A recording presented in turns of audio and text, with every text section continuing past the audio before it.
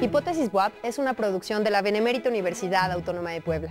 Hoy transmitimos desde el Centro de Producción de Radio y Televisión en el Complejo Cultural Universitario. Soy Gislena Arriola y en esta ocasión nuevamente me acompaña el profesor Carlos Salazar. Hoy hablaremos del segundo campo de Politing. Maestro, bienvenido nuevamente. Gracias, Gis, muy amable. Politing se compone de 3 campos, según la visión del maestro Carlos Salazar. En esta ocasión vamos a hablar de policy. ¿No es así, maestro? ¿Qué es policy? El segundo campo, la policy, o policies en plural, corresponde a las respuestas que da el Estado o el gobierno de turno a los problemas de la sociedad. Alguien decía que es la forma como el Estado se comunica con nosotros los ciudadanos. Y cuando esa comunicación se refiere al ámbito público, aparecen las políticas públicas, que así se llaman. Más aún, el nombre política pública es algo confuso.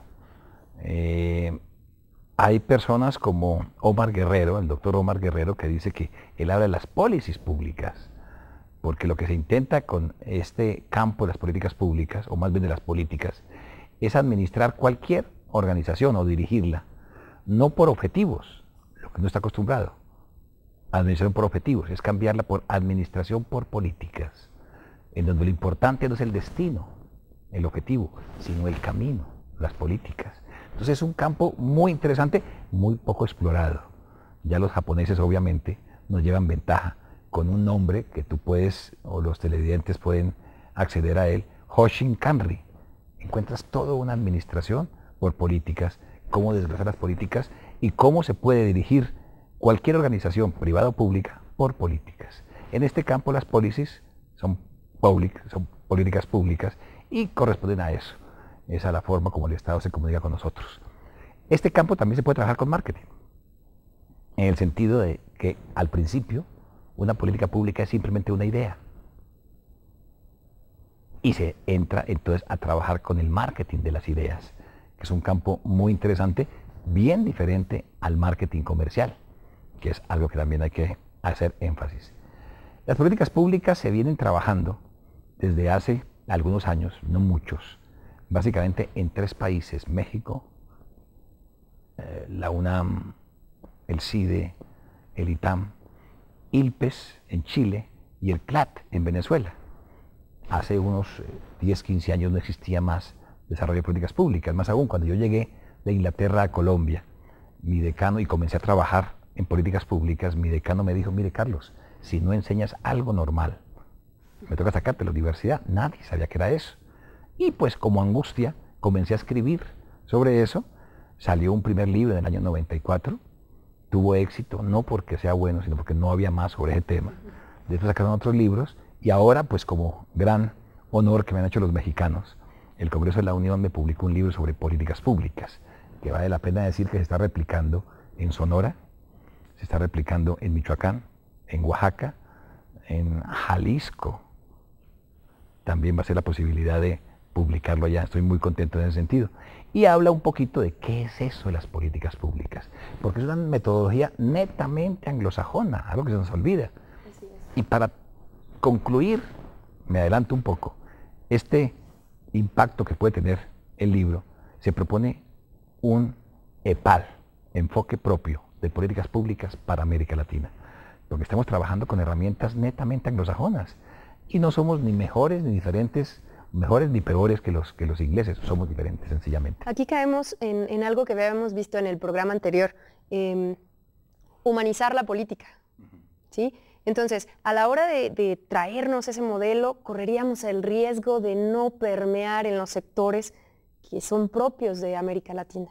Es muy loable, pues, que tratemos de llevarlo de acuerdo a nuestras necesidades y a nuestro propio ser.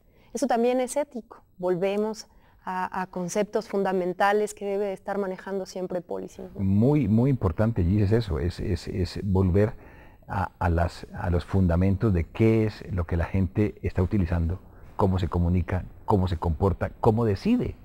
Estamos en Puebla, tú no eres poblana, yo tampoco, y alguien decía que los poblanos son barrocos no solo en arte, sino en la forma de ser.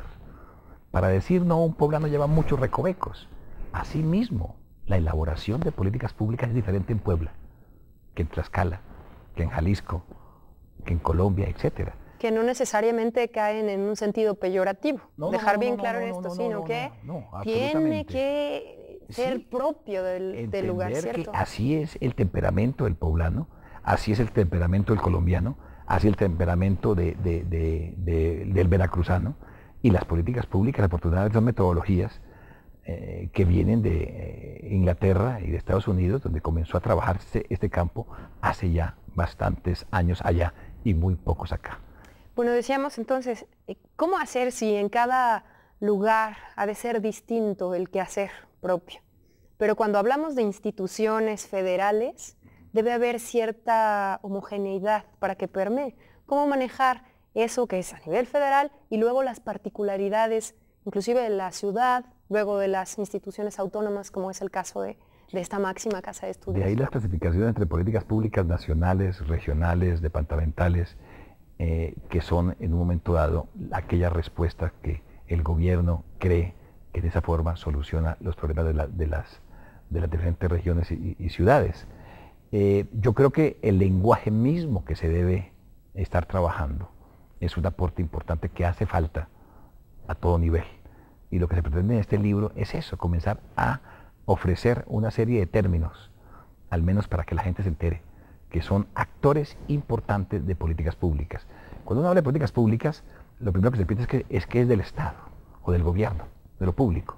No, son tres actores fundamentales. Obviamente el gobierno como iniciador, como el gran líder de una solución específica, pero también la comunidad. Sin la comunidad no puede haber política pública.